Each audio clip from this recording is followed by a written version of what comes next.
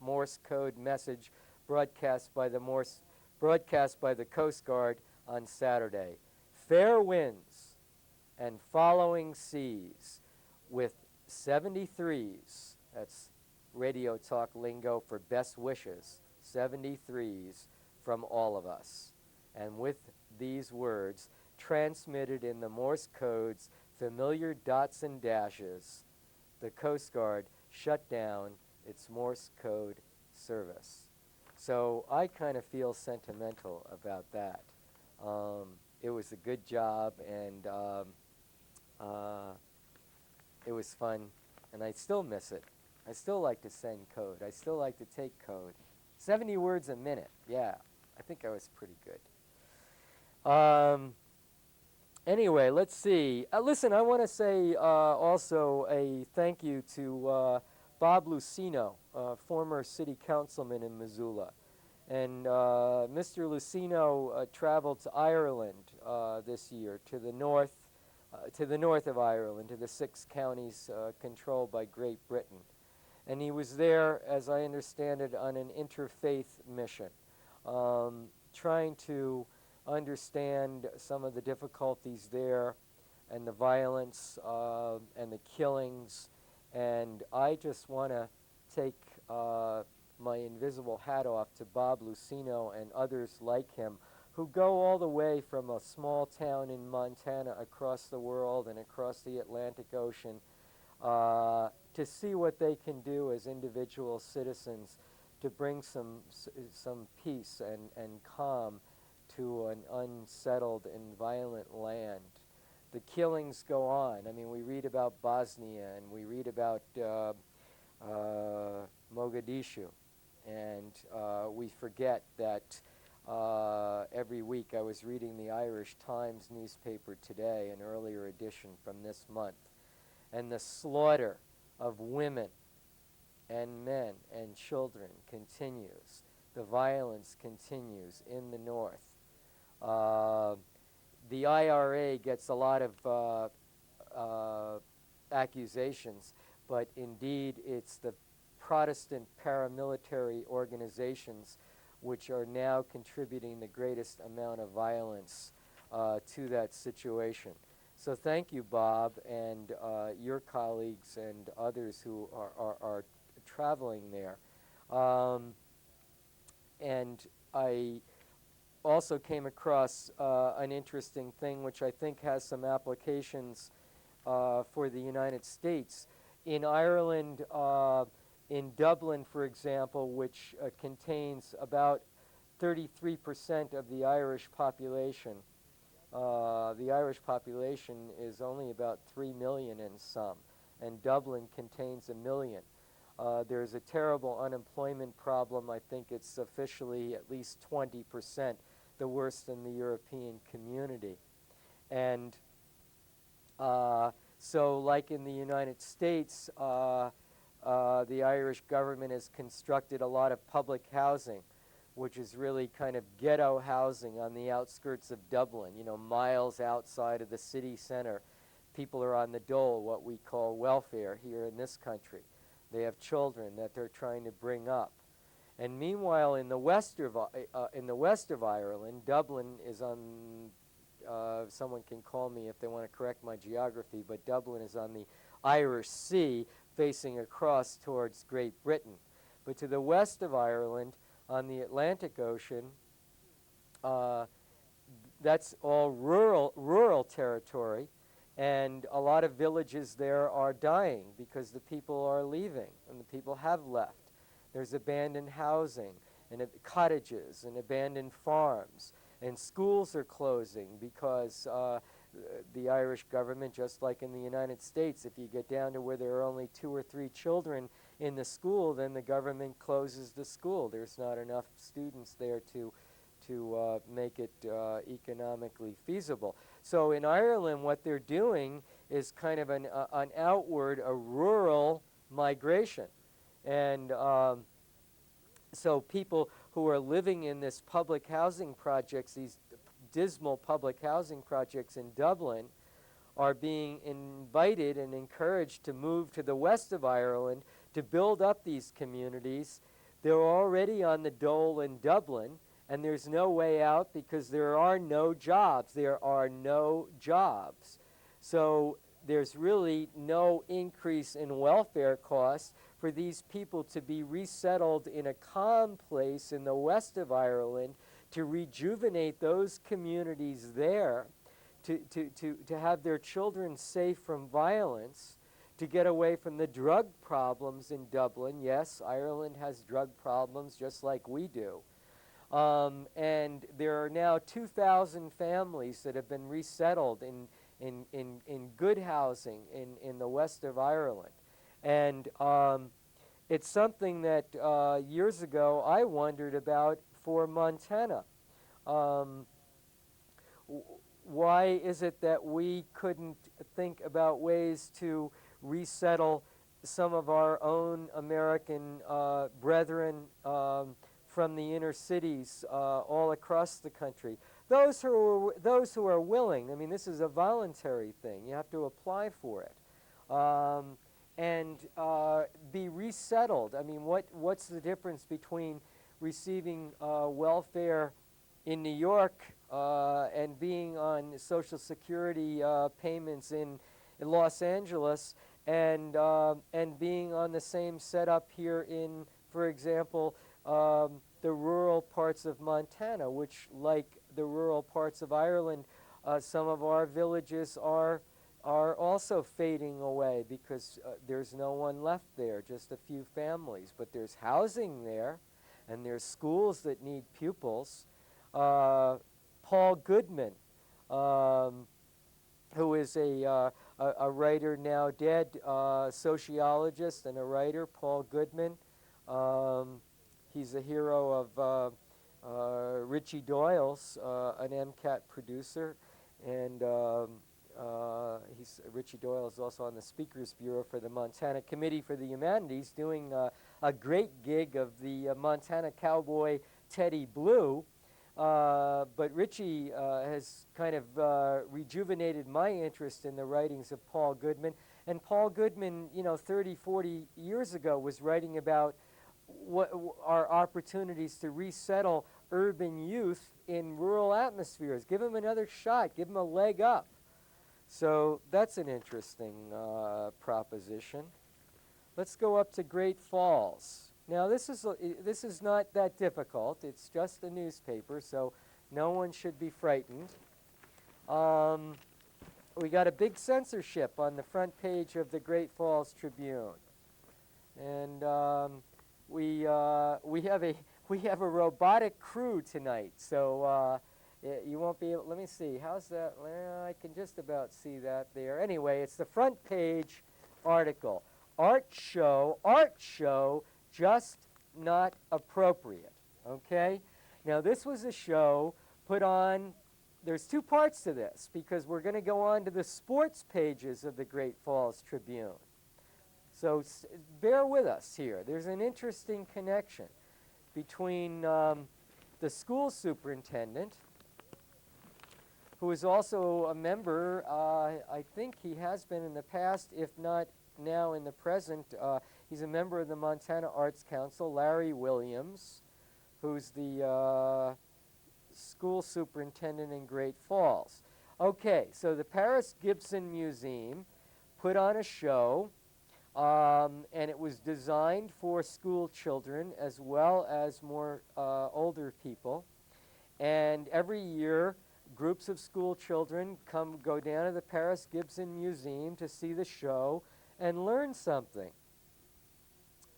And the schools of Great Falls decided that this show was not appropriate for third graders. Okay?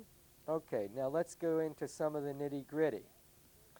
The school district's decision to cancel third graders' tours of an art show at Paris Gibson Square was criticized Wednesday. Please bear with me. We're going to the sports pages for the connection. This is the Rush Limbaugh routine, okay? Stay tuned for the sports pages. Was criticized Wednesday as censorship by the museum curator, but defended as a proper judgment call by school administrators.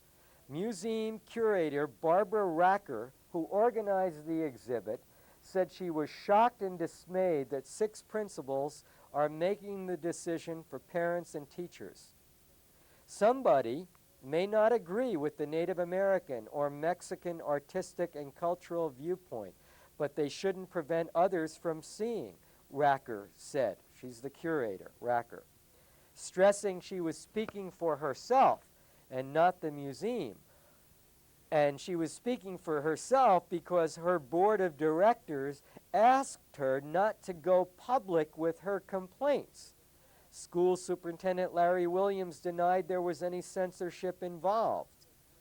The current exhibit, Williams said, remains intact and its validity has not been questioned or tampered with by the school district, Williams said. We believe the museum's exhibits are of very high quality, but we decided this one was just not appropriate for 3rd graders on a field trip. The museum's interim director said the board had asked the curator, Racker, not to go public, and to instead work out issues privately with school officials. Okay, let's switch to the continuation, the jump page here. But the curator, Racker, said she felt compelled to raise the issue to prevent more censorship. She said a scheduled tour of the museum's annual show last month by the middle school students was canceled after art teachers and an administrator objected to the political content of one picture and nudity in another. I'm afraid, she said, that this will go further and further and school officials will object to some aspect of every show, noting that the next 2 exhibitions also will contain limited nudity. Okay. Under the 4-year-old program, all 3rd graders tour the Modern Art Museum at Paris Gibson Square sometime in the school year. Okay, now let's get to the content because I'm sure this is what you've been waiting to find out a little bit about. Okay, what's the content of here? Okay, here, an Indian artist called The Rebirth of a Culture exhibit 4 Native American artists, including one work that illustrate the Indian view that the statues on Mount Rushmore are a desecration. Okay? What is that desecration in this exhibit that the 3rd graders were not allowed to see? Okay? The artist was Corky Claremont. Her project was called Paha Sapa, and it shows silhouettes of an Indian and a white family viewing Mount Rushmore. Reflected in their sunglasses, the white family sees the carved statues of early presidents. But the Indian family, which views the carvings as a desecration of the sacred Black Hills, sees them as skulls. This is very dangerous, my friends. This is certainly not appropriate for 3rd graders. I mean, 3rd graders, what have they seen? They only watch American television. They only watch violence on television. But they're not going to be allowed to see this exhibit by 4 Indian artists. This is a disgrace. Hold on, we're going to get to the sports pages. I'm holding calls till I get done here. Thank you. School officials say, then here's a painting that was also something that they didn't want the 3rd graders to see. Now, I saw this painting at the Missoula Museum of the Arts, done by the Indian artist Ernest Pepion.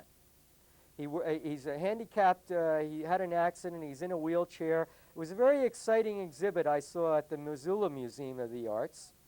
And so I saw the painting that they're also concerned with. So this is a self-portrait that Pepion did. Bear in mind that he works from a wheelchair. He's always in a wheelchair. And the painting shows him rising from his wheelchair and walking away from factory pollution, walking away from factory pollution toward a fully nude woman standing by a white horse. The curator said the nude is meant to symbolize beauty, purity, and Mother Earth. I saw the painting. The nude woman is just that. She's a beautiful symbol of purity and the earth. And this is what they don't want third graders to see, the same third graders who see all the crud on American commercial television. So, and then there was one other exhibit that disturbed them using doll parts. One wall was comprised of dozens of unclad, armless, and caller, if you could hold on, I just want to finish up this, complete this circle here. So in the third exhibit, one wall is comprised of dozens of unclad, armless dolls. Another shows dolls on a shelf above a pink corset. A fishbowl contains several doll parts and live goldfish. I think if I was a third grader, I might not understand it all, but I certainly would get a kick out of seeing live goldfish in a bowl with parts of dolls. School officials said the symbolism of this room's exhibit may have been the most difficult for third graders. Well, I don't know whether I'm expected to understand symbolism as a third grader. I'm just supposed to look and understand or reject or like or not like, okay? So that's the exhibit. Okay, that's the art museum, and that's the school superintendent, Larry Williams. Okay, let's go to the sports pages.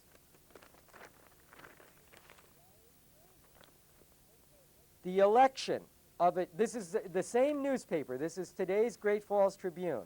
The election of an admitted felon to homecoming king of Great Falls High School last weekend is forcing school officials to look at their policies, but they don't expect to make any immediate changes. Of course they don't. The reaction has been, this is a quote, the reaction has been pretty much across the spectrum of the school's need to do nothing to the school's need to take action. Superintendent Larry Williams said of the calls he received on Wednesday. The callers were responding to news that James Tribble, a football player described by school officials as an ideal student, had pleaded true this summer in juvenile court to sexually molesting a 3-year-old girl in 1992. A true plea in juvenile court is similar to a guilty plea in adult court.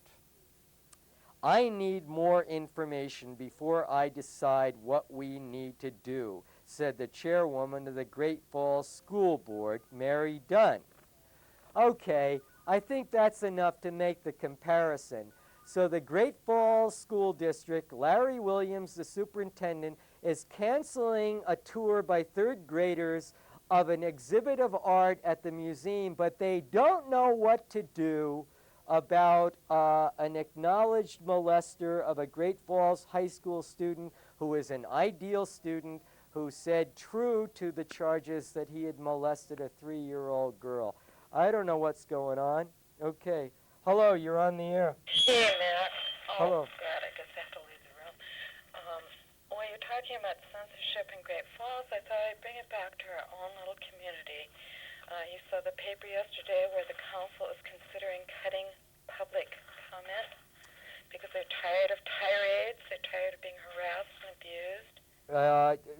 I did not see that story, but I've heard rumors of that. You're talking about the time in the city council meeting when anyone in the public is allowed to come up and speak for as long as 3 minutes on any matter that is of concern to them. Right, the beginning of the meeting, which I've always thought was, an incredible homage to how we do business in Missoula. Right. And now... well, what did the story say? What's going on? I got it right here in front of me. Yeah. I don't want to read the whole thing, but I'm trying to find Brian Nugent's comments here. He says, You mean the city attorney? it is clear council members don't have to put up with abusiveness, Nugent said. You have to take into account public officials' rights not to be harangued and harassed, making it so nobody wants to run. No one has, this is my favorite, no one has an absolute right to free speech, and you're entitled to make reasonable rules. Mm-hmm. Mm-hmm. Mm-hmm. So, Mm-hmm. let's see. The council has already made a rule that says members of the, quote, members of the public shall not be allowed to make negative personal comments, personal criticisms, or personal attacks on any city council member, city elected official, or a city staff member during comments made at any city council meeting. So when are you supposed to make those kind of comments? Well, apparently you don't get a chance to do that at all. I see. I mean, I'm mortified. I'm very, very sad and depressed and really horrified that, you know, our city council in Missoula, Montana could possibly be considering cutting public comment. Well, let me just let me jump to the end. I don't know why. You know, there's never a dialogue, right? There's never what's called formally a colloquy between the public and elected officials or staff in public. Why is it that at the end of city council meetings that the council doesn't, you know, maybe take a 5-minute rest break and then be available for a televised dialogue or conversation so that they can respond to questions from the public instead of this tit-for-tat business? Well, that would be a very civilized way of doing it. It would certainly give everybody a chance to enter into a dialogue as opposed to, this is what I think. I mean, the thing of it is that when you run for office, and myself, for example, hey, I'm in public life. I mean, I'm not an elected official, but I'm in public life. I take a lot of flack. I get calls from angry people who here on this show don't like me, and I listen. Sometimes I hurt. And so, I mean, they're elected officials. One of the things that the United States Supreme Court decided many years ago is that, you know, when you're a public official, I'm sorry, but you have to put up with it. It goes with the territory. I agree. I totally agree. Apparently what's really made our council angry, or some of our council members angry, is that Ross Best has been standing up many weeks in a row, I think, maybe 5 or 6, and he's been trying to point out that as far as he understands by the Montana state constitution, that Bob Hermes has a conflict of interest. Mm-hmm. Bob Hermes, as you know, works for KPAX. Mm-hmm. He sells ads down there, and he's on the cable TV committee. And for many months, Ross Best has been trying to point out that this is a conflict of interest. Mm-hmm. Well, apparently that's what has these people so angry. But you know, I mean, Fred Rice took some real abuse, real abuse years ago, and they did do. They went to Fred. Let's see, Patricia Sullivan wrote this article for the Missoulian in yesterday's paper. Mm-hmm. They did go to Fred, and they said, well, I'll read this to you. Rice, who was not at the committee meeting, said in an interview later that I'm sorry, Ray. the attacks. Could you start again? I'm sorry, and go a little bit slower. Fred Rice, who was not at the committee meeting, said in an interview later that he remembered the attacks, the personal attacks that he took for weeks and weeks and weeks and weeks. But he had nothing to do with instituting the current rule. Quote, I'm a knee-jerk civil libertarian, said Rice, now city's personnel and equal employment opportunity officer. Quote, I don't like everything that people say, but I think that they have the right to say it. And, I mean, I think, you know, this is someone who really, really could, as a personal, you know, just personally go, yes, I agree. Let's cut off these rights to say what anybody's thinking at the beginning of the meeting. Let's just stop this right now. Well, Ray, thanks for calling and mentioning it. I mean, the fact that Bob Hermes resigned from the Cable Television Subcommittee the other night, although apparently, as I understand it, Mr. Hermes said he did not resign because of any suggestion that he was in conflict of interest. But I think that Ross Best's appearances before the council, and I didn't, while they were, certainly if I was the recipient of those comments, I would not be comfortable. But they were to the point. They were raising an issue. I mean, Best was, you know. Yes, and he was never rude, and he never took up. He was always came in considerably less than his 3 minutes, and he was speaking constitutional law, and you know. Well, I mean, I think that one of the things that's occurred to me in the past couple months as we watch some of this cable television business unfold is a term that is not very, you know, not everybody knows it, but people have heard of malfeasance in office. But I wonder about misfeasance, a legal term which talks about how elected officials can follow a legal course to achieve an illegal goal. I wonder if we don't. Very interesting, McCarthy. That is very interesting. I don't know if we don't need an investigation of the whole process. I mean, even these subcommittee meetings. I think that the whole council needs to look at a reform of how it does its work, and especially in the subcommittee process, because you have people come into subcommittee meetings, council people, who stay for a limited amount of time to vote on the issue that they're concerned about, don't stay to hear other citizens' testimony on other matters, don't stay in the meeting to vote and participate in discussions on other matters, but just stay long enough to put the kibosh on what they want to put the kibosh on. So I think it's time for some reform. And Ray, I think we got another call waiting. Okay, well, my theory is that if you can't stand the heat, then don't run in an election and try to get in the kitchen. All right. Bye. Thank you. You're on the air. Hi, McCarthy. How you doing? All right. I wanted to kind of throw something at you. Did you look? I hope it's not too bad. No, this is not bad. I just thought I want to make you a wise owl tonight. Okay. Can you hear me all right? Yes, I can. Oh, okay. I'm going to make you a wise owl. The videotape of MCAT when it was before the city council, did you observe that video very closely? I did not. Well, I think you should go back and observe that just for your records and for MCAT's records, and see who stacked those meetings on the negative side. And then remember, next time you go out to buy a wimpy truck, you'll understand what I'm talking about. Hey, thanks a lot for the reminder. Well, I just thought I sat there and listened and watched that tape tonight, and something just didn't touch right in the craw, and then I caught on to exactly what was going on. So I think the reason why Hermes kind of discontinued that, because there's more to the story than meets the eyes, and if I think you go back over that videotape, I think you're going to find a few people stacked that meeting from a certain TV station. So without that, have a good evening. Bye. Hey, thanks for calling. You bet. All right. I'll pick up line 1 in a minute here. I just wanted to say that Mr. Hermes has left the cable television subcommittee meeting, but I don't know whether he's going to be voting, for example, I don't know whether he intends to be voting on rate regulation. That is to say, cable television subscribers, you consumers who are paying the franchise fee, and whether you want any rollbacks in the fees.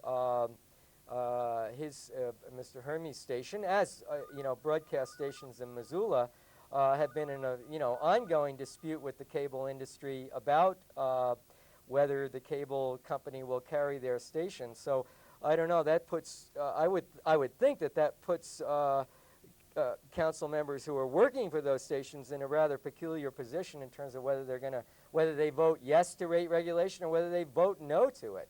One of the city officials pointed out to me recently that, for example, Doug Harrison, and correct me if I'm wrong, viewers, I guess who's associated as a worker with the Mountain Water Company, but the city official pointed out to me that Mr. Harrison always excuses himself from votes that come anywhere near issues to do with the water company.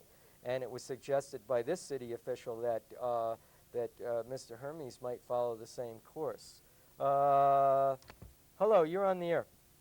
Well, first I'd like to thank you for all your hard work you're doing. Thank you.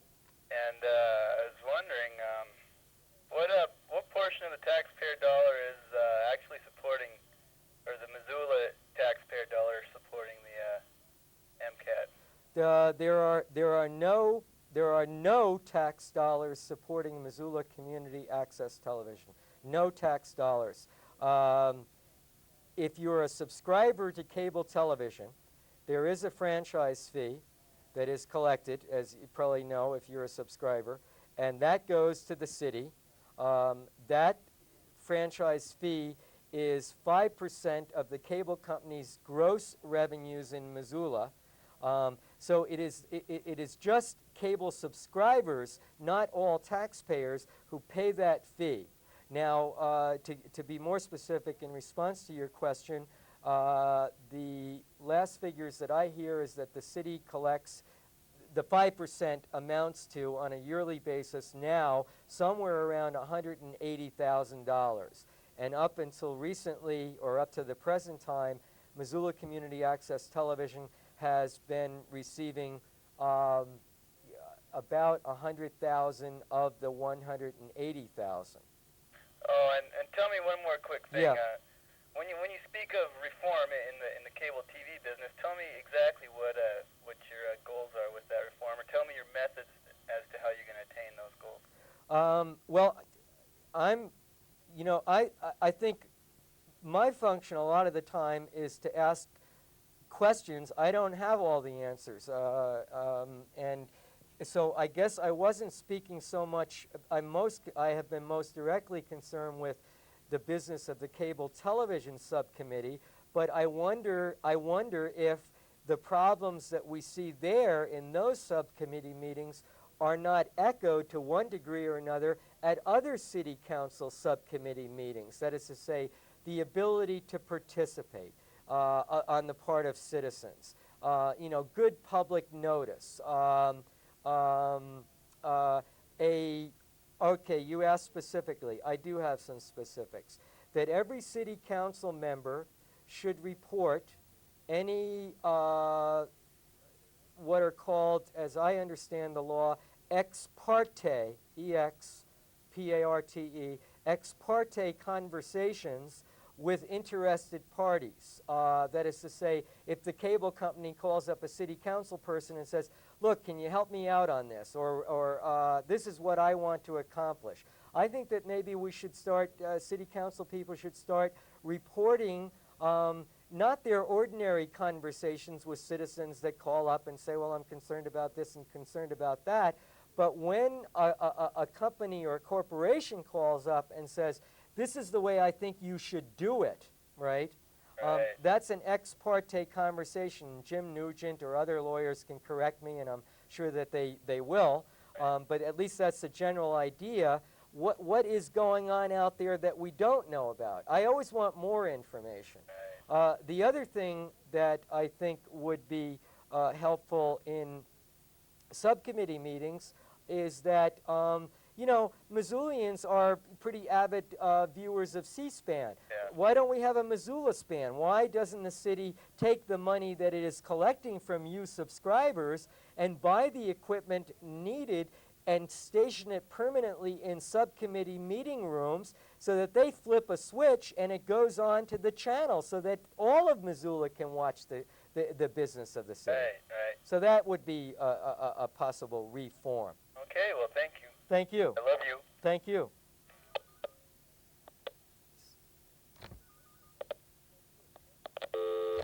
Hello, you're on the air. McCarthy, good evening. Thank As you. always, intriguing and compelling conversation. Thank you. I had a rhetorical question that doesn't necessarily obviously require a direct answer, but it may propel the discussion forward some. You made a rather interesting point a few minutes ago about the issue of limiting public comment at city chamber meetings, slip of the tongue. Freudian slip. Maybe not.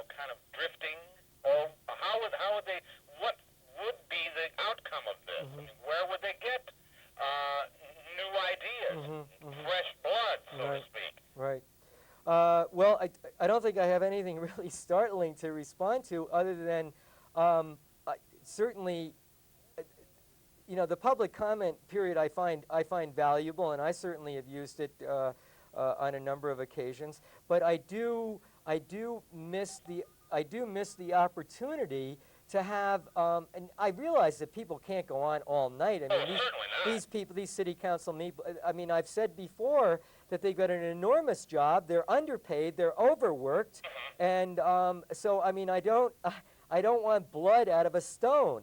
But that's why I mentioned to an earlier caller, I wonder if there isn't some, in addition to the public comment period, because the way it's structured now, you get the public comment period, then later on in the meeting when it's the turn of the council members to comment, they can effectively say, well, what you know, Joe Blow had to say earlier was wrong, and here's why it's wrong, and that's kind of like the final word.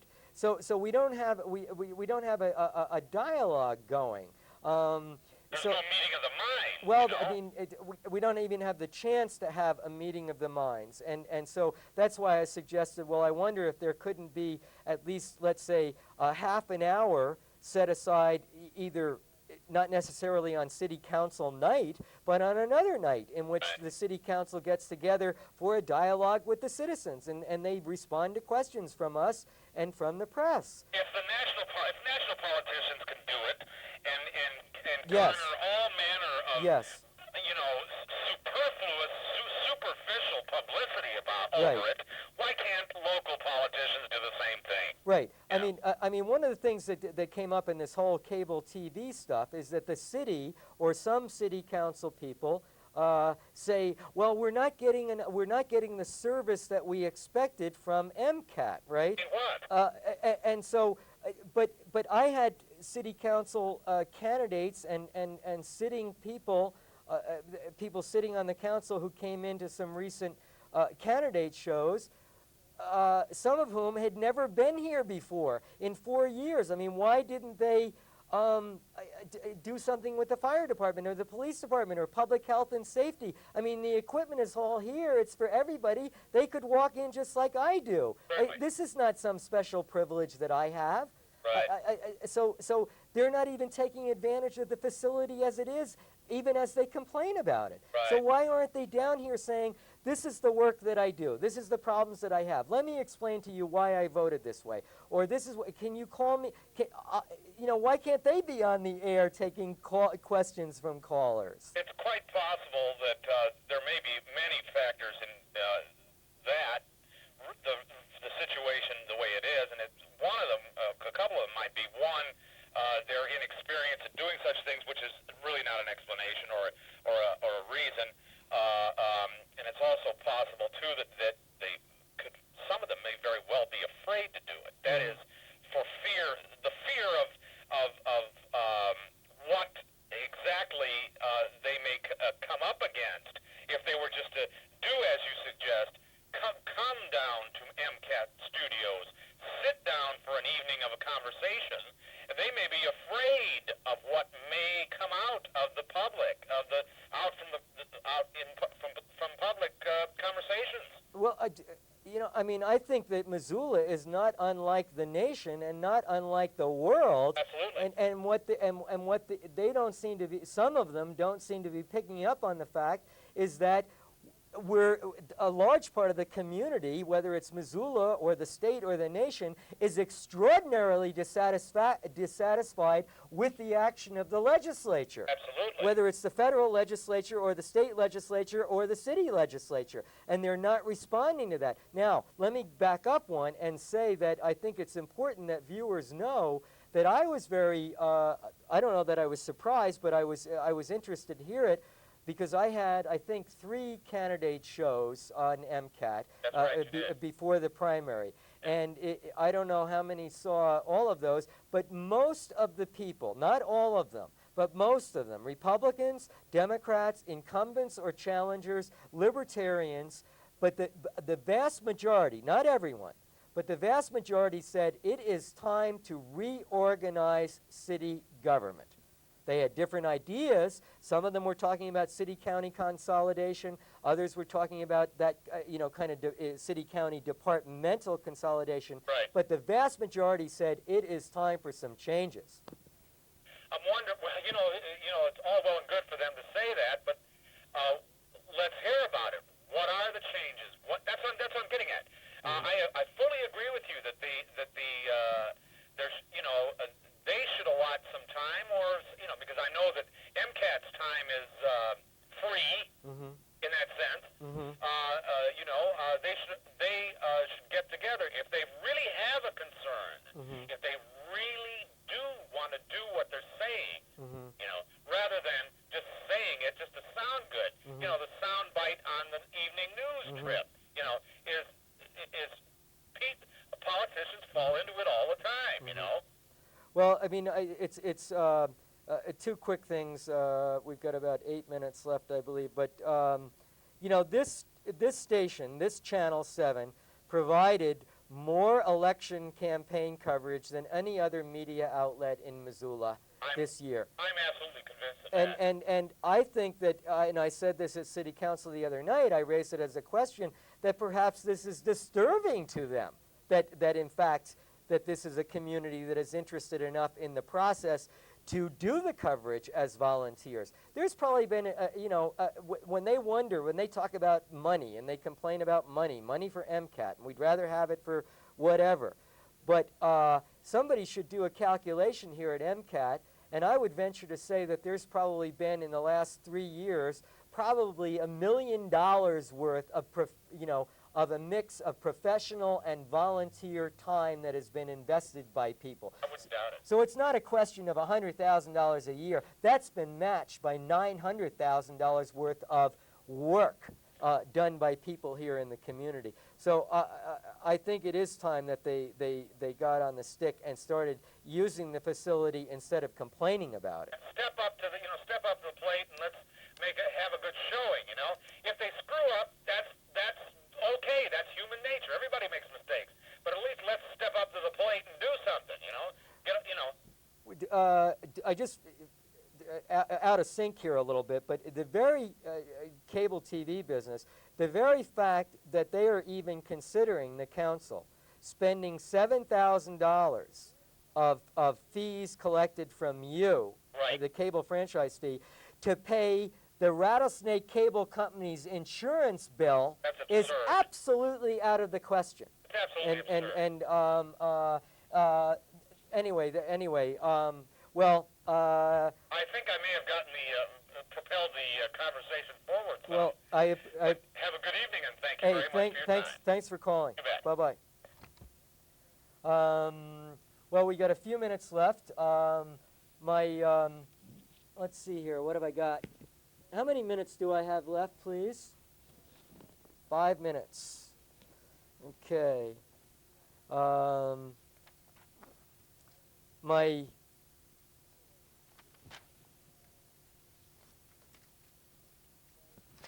Excuse me for leafing through some of my own work here, but I was thinking about my younger sister, Adrian, who this Sunday, October the 3rd, would have been, it would have been a joy to me and to the earth, as probably most of you know in your own family circumstances, if she had lived to celebrate her 46th birthday this Sunday. And she died of breast cancer at the age of 33, and I'm really delighted is too weak a word that women, primarily women across the country, are adapting the political tactics of ACT UP and raising hell about the scourge of breast cancer that attacks women, our sisters, our mothers, our daughters. And I was looking through some work that I had written about about my sister in a play that I was fortunate enough to have written. and it was her life that inspired me. And I don't know, let's see here. She talks about, this play is called Drawing Down the Moon, and we did it in Missoula a couple of years ago at the Crystal Theater. I was privileged to have a good cast who volunteered their time.